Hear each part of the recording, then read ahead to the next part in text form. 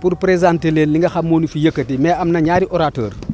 bu ñu paree am na koo xam ki moo leen di liiral résolution bi nga xam moo leen bind en français am na koo xam moo koy tënk ci olof dama leen di présenter fii mooy fan mooy Grand Médine fi la nekk kilifa yëpp ngi ni fii notable yaa ngi fi fii ci mi ngi nii ci ginnaaw délégué quartier yaa ngi fi imam yaa ngi fi vraiment responsable politique yaa ngi fi ñëpp ñu ngi président association yi ci dëkk bi ñëpp ngi fi collectivité yo ngi responsable des femmes yi nga xam ñoo yore mouvement bi ñu ngi fi bàjjenu gox yaa ngi fi ñëpp a ngi fi ak tous les autres responsables yi nga xam ne ay dignitaires lañu fii ci dëkk bi ndax li waral loolum danoo am lu leen naqari mur bii ngeen jàkkaarloo seen ginnaaw ñoom waa BRT bi ñoo ko fi def biñ ko fi defee biñ ko def ñun tàgguwunu neexunu noonu na leen li ngeen fiy def baaxul loolu yëpp c'est bien beau def nañ ko mais malheureusement ni ñu ko defee baaxul parce que mur bi baaxul rey na fi kenn blessé fi kenn yàq fa ay matériel loolu moo tax tey bi Grand Médine xoolee loolu lépp ñu taxaw ni lii trop c'est trop kon nag ñun faaw ñu wax li nga xam ni moo nu naqari ak jéem a trouver ay solution état bi taxaw ci BRT ñu trouver ay solution parce que Grand Médine ku ne xam na ni dëkk la bu fi yàgg boo xam ni vraiment li mu war a am bari na mais bu ñëwee fii des centaines plus de 400 milliards de francs CFA jaar fi ci dëkk bi toxal presque plus de 70 maisons amul ci benn intérêt buñ ci gis loolu tax ñu woote nag lii catastrophe am na te buñ bàyyi dina raw loolu mur bi bu ngeen ko xoolee yéen na ngeen dem ngeen gëstu ko amul fondation même pas 15 centimètres ku ne xam ne ci mur bi toon ni ay xeer nekk ci lépp nekk ci moo tax vraiment pour bañ a guddal doon leen présenter dëkk bi Grand Médine moo nekk nii no ñëpp am leen naqari tey boo demee ba doomu aadama oto BRT jaar ci ko di ko écraser mu nooyi comme éponge ay autogare bi ñu kii mu am mécanicien mi ngi woon ci biir mécanicien dafa mujj sapeur-pompier moo ko yóbbu ko hôpital xamu ni mi ngi dee xamu ni mi ngi dund loolu nekk la aw métti bu métti moom la Grand Médine nekkee moo tax ñu taxaw en masse Grand sans exception nag muy góor muy jigéen muy mag ak muy ndaw ñëpp a ngi fi lii moom ñaar dañ koy defaraat daaneel mur bi complètement def ko fondation bu baax ñu xam ne lii njëriñul dëkk bi wala njëriñu peuple wala njëriñu Sénégal la mais def dara amagul sax un mois muy rey ay doomu aadama di yàq matériel di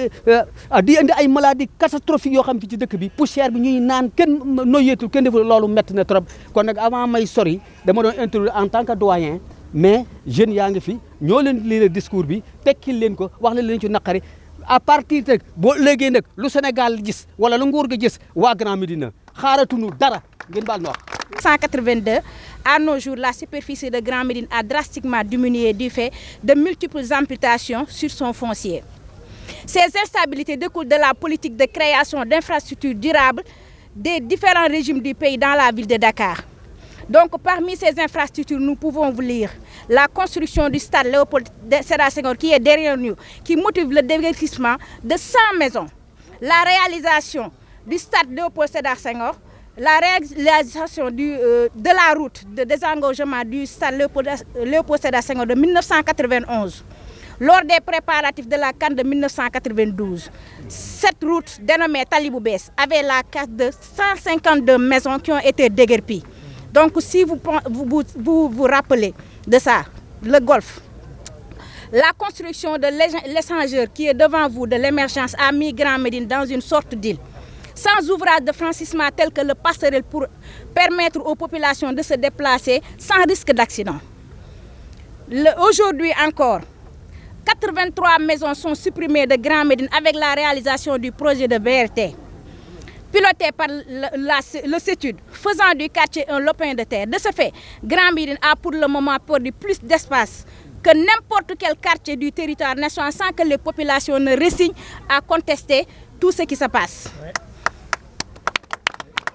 Est-ce un projet à long terme pour éliminer graduellement Grand Médine de la carte nationale du Sénégal? Malgré ces multiples et différentes infrastructures, nous, populations de Grand Médine, avons noté que les vraies urgences du quartier n'ont jamais été prises en compte par les autorités. Ouais. Grand Médine est au cœur de la capitale sénégalaise et nous ne saurions accepter qu'un tel projet passe à Grand Médine sans le respect des accords trouvés avec les responsabilités du CETUD, notamment l'assainissement des eaux pluviales et usées que nous exigeons fermement. Le reprofilage des axes qui passent à l'intérieur des Grands Médines, c'est-à-dire les routes qui sont pavées. Ainsi donc, Grand Médine dénonce avec toute énergie l'absence de concertation lors de l'implantation de la centrale qui est là devant nous. Grand Médine dénonce les dégâts causés par le non-respect des normes de construction de la centrale à béton. Conséquence, effondrement d'un mur sous la poussée d'Archimède des graviers et une bonne portion du mur qui est en flambant, qui peut tomber à tout moment. Grand Médine réclame des dédommagements aux victimes. Grand Médine annonce le non-respect du PSS, c'est-à-dire le plan de gestion environnementale et sociale concernant le projet. Grand Médine ne saurait accepter d'être le point de passage des camions et engins lourds du BRT. Ces derniers peuvent emprunter d'autres voies sans pour autant mettre en danger les populations de Grand Médine. Enfin, la population de Grand Médine s'est résolue d'annoncer à l'opinion nationale, notamment toutes les autorités de ce pays, les décisions suivantes. Le projet du BRT ne pourra pas continuer sans la prise en charge des doléances des populations de Grand Médine. Les travaux du BRT qui se passent à l'intérieur du quartier seront bloqués dans les plus brefs délais, à condition qu'on ait la certitude que le projet du BRT prendra en charge nos doléances. Grand Médine exige la mise en place des passerelles pour faciliter la traversée des personnes. Il est exigé dès aujourd'hui que les camions et engins intervenant dans le BRT ne traversent plus le quartier. Et ça pour la sécurité des biens et des personnes. Toutes les autorités compétentes et parties prenantes ont été informées de nos doléances depuis le début, sans aucun gain de cause. Donc nous vous remercions de votre attention. Comme ni ko ñëpp déggee rek dañuy ñëw rek param fàccal ko ci langue bi nga xam ne moom la ñuy wax olof ñu jéggoon ci yeneen langue yi nga xam ne mënuñu wax lépp mais liñ ci mën rek dañ ko ciy jéem comme ni ko soxna si waxee sëñ Baara wax ko def naa ni fii tey ñëpp fi daje notable yëpp ñu ngi fi délégué de quartier ñu ngi fi imam yi ñu ngi fi doomu dëkk bi ñu ngi fi responsable politique yi ñu ngi fi ndaw dëkk bi ñu ngi fi jeunes yëpp ñoo ngi fi daje tey li nga xam nag moo ñu fi daje comme ni ko ñëpp waxee dañoo constaté depuis que 1982 ba fii ñu toll ak yéen la ñu commencé di xàppati fi ñu dëkk muy Grand Médine ñu njëkk ci jël benn wàll fi dindi fi lu mat ñaar téeméeri kër mu nekk ci tuxal bu njëkk ba ñu dem en 91 ñu defaat la même chose jëlewaat fi lu mat téeméeri kër ak fanweer pour préparer CAN bi nga xam ne moo nekk stade Léopold Sédar Senghor bii tey Sénégal 92 kon ñetti pàcc nga noonu ñaari nga noonu yoo xam ne tey jot nañ ko laal beneen bi nga xam ne tey moo ñu fi gën a dajal tey bi ñuy defaal stade bi nga xam ne mooy Léopold Sédar Senghor bi tam encore ñu defaat la même chose bi BRT bi ñëw tamit ñu dindiwaat fi lu mat 82 kër yoo xam ne que BRT bi moo tax ñu jëlee ko fi léegi nag ci loolu nag gis nañ ne Grand Médine tey dañuy jàpp ne xanaa tey kilo mburu la ba ñu koy xàppat sax jigul mburu kilo mburu ndax bu yàggee mu jeex ñun nag loolu la ñu constaté